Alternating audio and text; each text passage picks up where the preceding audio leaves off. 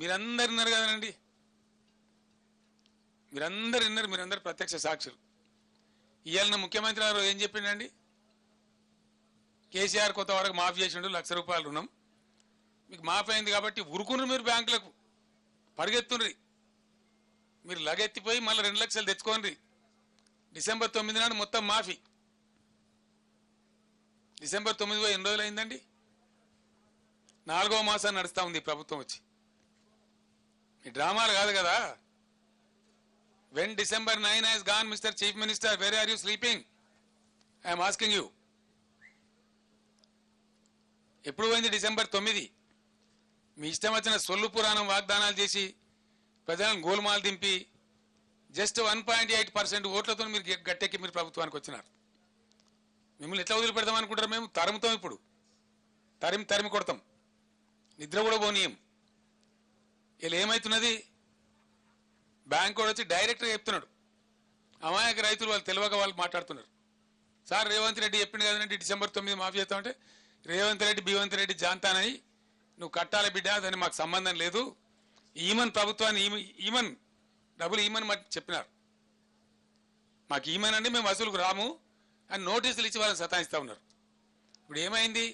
మీరు రైతు బంద్ వేయలేదు, ప్రైవేట్ అప్పులు తెచ్చుకున్నారు, ప్రైవేట్ వడ్డీలకు పోయినారు, అట్ట కొంత నాశనమైనారు. ఇలా బ్యాంకు కూడా మళ్ళీ ఇచ్చే పరిస్థితి లేదు. పంట వేసుకుందామంటే ఇప్పుడు ఏం కావాలి వాళ్ళ గతి? ఏమైతుంది రైతుల గతి? మీకు ఆలోచన ఉన్నదా? కనీసం ప్రభుత్వంలో థింకింగ్ అన్న చేస్తున్నారా? మీకు ఆ బరువైన హృదయం అని ఉన్నదా? అంత విశాలంగా ఆలోచిస్తున్నారా? అంటే రైతుల పక్షాన్ని వాడు మాట్లాడేటోడు ఉండడు, అడిగేటోడు ఉండడని మీరు అనుకుంటున్నారా? అట్లా కాదు. బీఆర్ఎస్, నేను రైతులను ఒక్కటే చేతులెత్తి దండం పెట్టి చెప్తా ఉన్నా, దయచేసి మీకు దండం పెడతాను, ఆత్మహత్యలు చేసుకోకండి, ఎట్టి పరిస్థితుల్లో చేసుకోకండి. మీ కేసీఆర్, మీ బీఆర్ఎస్ మీ పరంగా రణరంగమైన సృష్టిస్తుంది, యుద్ధం చేస్తుంది. ప్రధాన ప్రతిపక్షంగా మాకు బాధ్యత మీరు ఇచ్చినారు. మేము నిద్రపోము, ఊరుకోము. 2-3 నెలలు టైం ఇవ్వాలి, ఎందుకంటే మాకు పుండాకోరు వ్యవహారం అవుతుంది.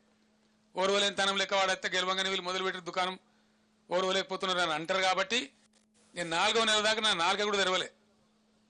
1-2 మీటింగ్లు పెట్టినాం కేఆర్ఎంకి ఇచ్చినప్పుడు, అంత తప్ప నేను మాట్లాడలే, ఎక్కడ కూడా మాట్లాడలే. మీ ఇష్టం వచ్చినట్టు దురుసుగా, నోటుగా, చరిత్రలో ఏ ముఖ్యమంత్రి మాట్లాడినంత మొరటుగా, ఈనాతీనంగా మాట్లాడినా, నిందించినా నేను 4వ నెల దాకా ఓపికబట్టిన తప్ప నా నోరు తెరవలే. ఇలా లక్షల ఎకరాల పంట ఎండిపోతా ఉంటే చూస్తూ ఊరుకోలేము. కాబట్టి నేనే స్వయంగా చూద్దామని వచ్చిన. ఆయన సూర్యాపేటలో మాట్లాడుతుంటే మైక్ ఆగింది. అసలు ఎంత సిగ్గులేనోడు అంటే, నేను మళ్ళీ విద్యుత్ అధికారులు అడిగిన, విద్యుత్ అధికారులు చెప్పాను, సార్ ఆయన ఉన్న ఏరియాలు కదా, సూర్యాపేట టౌన్లో ఏ సబ్ స్టేషన్లో కూడా 30 సెకండ్లు కూడా కరెంటు పోలేదని అధికారిక లెక్కలు చెప్పినాయి. ఆయన పెట్టుకున్నది కూడా జనరేటర్తో పెట్టుకున్నాడు.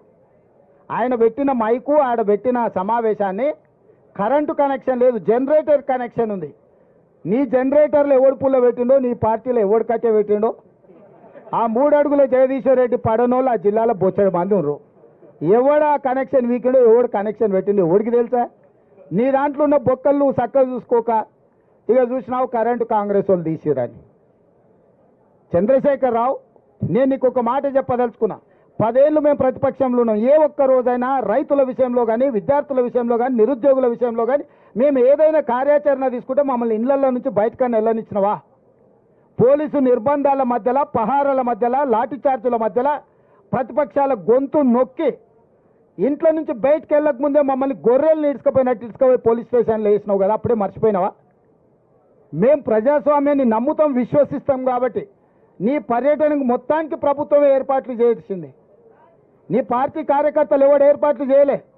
కంప్లీట్గా నీకు రక్షణ కల్పించి ప్రధాన ప్రతిపక్ష నాయకుడికి ఎక్కడికైనా వెళ్ళని, ప్రజల్ని కలవని, ప్రజా సమస్యల మీద మొదటిసారి బయటకు వచ్చిండు. కనీసం ఇట్లనే ఆయన పాపాలు అడుక్కుంటాడేమో అని చెప్పి అన్ని ఏర్పాట్లు మా మంత్రివర్గం ఏర్పాటు చేసింది. ప్రతి క్షణం నేను ఎక్కడ కూడా ప్రతిపక్ష నాయకుడికి ఇబ్బంది కలగొద్దని మా పోలీస్ అధికారులకు సూచనలు చేసుకుంటే ఆయన పర్యటన అంతా జరగనిచ్చిన. ఒకవేళ మేమే అనుకుంటే నువ్వు ఇంట్లోకి వెళ్ళి బయటకు వెళ్తుంటావా చంద్రశేఖరరావు? మొట్టమొదట నువ్వు ప్రజల దగ్గరికి వెళ్ళడానికి, కలవడానికి, ప్రతిపక్ష నాయకుడిగా నీ బాధ్యత నెరవేర్చడానికి అన్ని రకాలుగా సహకరించినందుకు మా ప్రభుత్వానికి కృతజ్ఞత చెప్పాలి. రెండవది, నీ పాపాలు కడుక్కోవడానికి ప్రజల దగ్గరికి వెళ్ళినావు. నీ పార్టీ ఖాతాలో 1500 కోట్ల రూపాయల దోపిడీ సొమ్ముంది. దోసుకున్న వాళ్ళు ఎలక్షన్ బాండ్లు ఇచ్చారు, 1500 కోట్ల రూపాయలు నీ ఖాతాలనే ఉన్నాయి. ఆ పాపం సొమ్ము ఒక 100 కోట్లు ప్రజలకు వంచిపెట్టినుంటే ఆ నష్టపోయిన రైతులకు అంతో ఇంతో 100 కోట్ల ఆర్థిక సాయం నీ పార్టీ ఖాతా నుంచి ఇచ్చినుంటే నిజంగానే ఈ రైతుల పట్ల నీకు సానుభూతి ఉంది, నిజంగానే రైతులు పంట నష్టపోయారు, దీన్ని ఏమన్నా సరిదిద్దాలని నీ ఆలోచన ఉన్నదని ప్రజలు అనుకునేటోళ్ళు. ఎండిపోయింది ప్రజల పంట, దాని మీద కూడా రేపు పార్లమెంట్ ఎన్నికలలో లబ్ధి పొందాలని ఇట్లాంటి నక్కచిత్తుల వేషాలు ప్రజలకు తెలియవా? ఎన్నికలు లేకపోతే నువ్వు బయటకు వస్తుంటివా చంద్రశేఖరరావు? ఎన్నికలు ఉన్నాయి కాబట్టి ఈరోజు బయటకు వెళ్ళిండు. ప్రజలు ఏమంటున్నారంటే బొక్కలో దాచుకున్న ఎలుకకు పొగ పెడితే బయటకు వస్తుంది సార్, ఎన్నికలనే పొగ పెట్టినాం కాబట్టి ఎలుక బయటకు వచ్చిందని ప్రజలు అంటున్నారు. మేమేం అనదలుచుకోలే, నువ్వు ప్రతిపక్ష నాయకుడు చెయ్యి, ఇంకా బాగా తిరుగు, ప్రజలలో ప్రజల సమస్యలు తెలుసుకో, నివేదికలు తీసుకురా, ఇవ్వు ప్రభుత్వానికి. నీ సూచనలు ఏమైనా ప్రజలకు ఉపయోగపడతాయంటే 100% మా ప్రభుత్వం వాటిని స్వీకరిస్తుంది. అంతే తప్ప బరితెగించి 100 రోజుల్లోనే ఈ ప్రభుత్వం విఫలం చెందింది, ఈ ప్రభుత్వం కూలాలే, ఈ ప్రభుత్వం కాలాలే, ఈ ప్రభుత్వం పోవాలి, ఏం శాపలు నాడతారు చంద్రశేఖరరావు? నువ్వు 10 ఏళ్ళు ఉన్నావు, మేము ఎప్పుడన్నా అట్లా అన్నామా నిన్ను? అంటే అస్సలు ఆయనకు ఆగుతలేదు, అధికారం పోయింది అని అంటే ఇక ఎట్లనైనా వేసి తొండో మొండో ఎవరి కాళ్ళైనా పట్టుకొని కుర్చీలో కూర్చోవాలనుకుంటున్నావు, అంత ఆశమాశ అనుకుంటున్నావా? అందుకే విద్యుత్ విషయంలో కానీ, సాగునీరు విషయంలో కానీ, రైతు బంధు విషయంలో కానీ, రైతు బీమా విషయంలో కానీ, గిట్టుబాటు ధర విషయంలో కానీ వరి కోతలు మొదలై ఇంకా పూర్తి స్థాయిలో కానేలేదు. అప్పుడే 7000 పైచీలకు కొనుగోలు కేంద్రాలను ఐకేపీ కేంద్రాలను మేము తెరిచినాం, వాళ్ళు అసలు తెరవనే లేదంటున్నారు. నీలాక క్వింటాల్కు 10 కిలోలు కమిషన్లు కొట్టే విధానం ఉండదు మా దగ్గర. ఎవడన్నా వేసిందంటే తిత్తి తీస్తాం. ఎవడన్నా 10 కిలోలు గిన క్వింటాల్కి గిన కమిషన్లు తడి పేరు మీద తాలు పేరు మీద ఎవడన్నా కొట్టిండంటే నీలాక కమిషన్ల దందాలు చేయం చంద్రశేఖరరావు.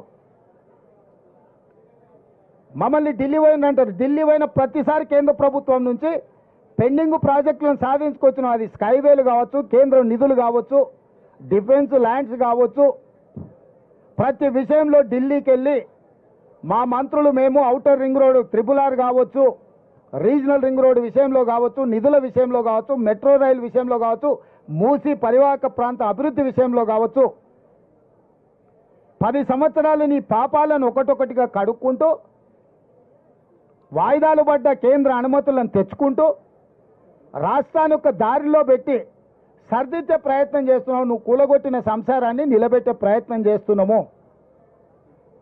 నీ కులం, నీ కుటుంబం చేసిన దోపిడీ నుంచి రాష్ట్రాన్ని కాపాడి రైతులకు, విద్యార్థులకు, నిరుద్యోగ యువకులకు, ఆడబిడ్డలకు మేలు జరిగే విధంగా ఇవాళ చర్యలు చేపడుతున్నాం. ఇవాళ ఆడబిడ్డలకు స్వేచ్ఛనిచ్చినాం. మహిళా సంఘాలను పిలిచి కోట్లాది రూపాయలు వాళ్ళవి నువ్వు పెండింగ్ పెట్టిన వాటిని అన్నిటిని కూడా వాళ్ళకి ఇచ్చినాం. ఇవాళ మహిళలు ఊపిరి పీల్చుకుంటారు.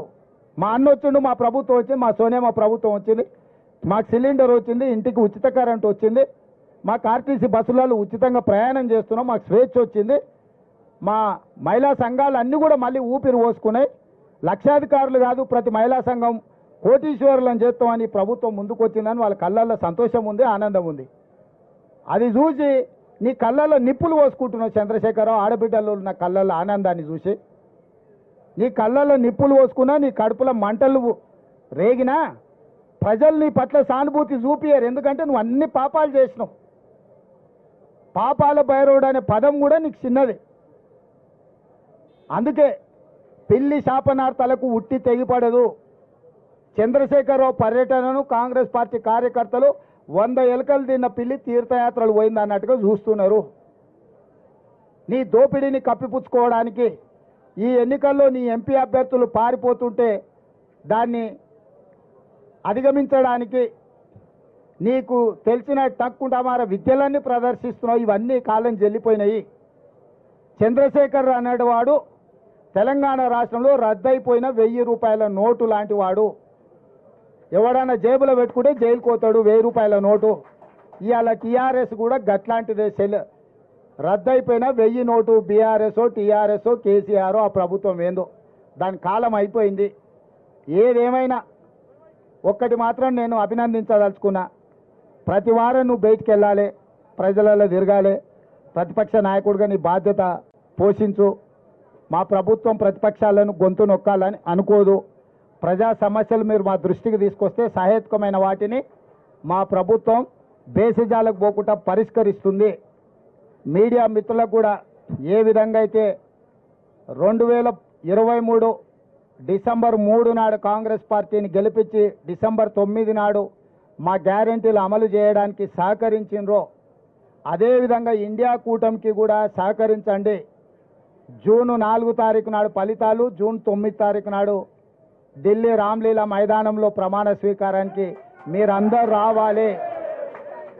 ఎర్రకోట మీద ఇండియా కూటమి 3 రంగుల జెండాను ఎగరేస్తాము. జూన్ 9 నాడు మీరందరూ కూడా ఢిల్లీకి రావాలి. మీరు లైవ్లో మన తెలంగాణ ప్రజలకు తెలుగులో మంచిగా చెప్పాలి.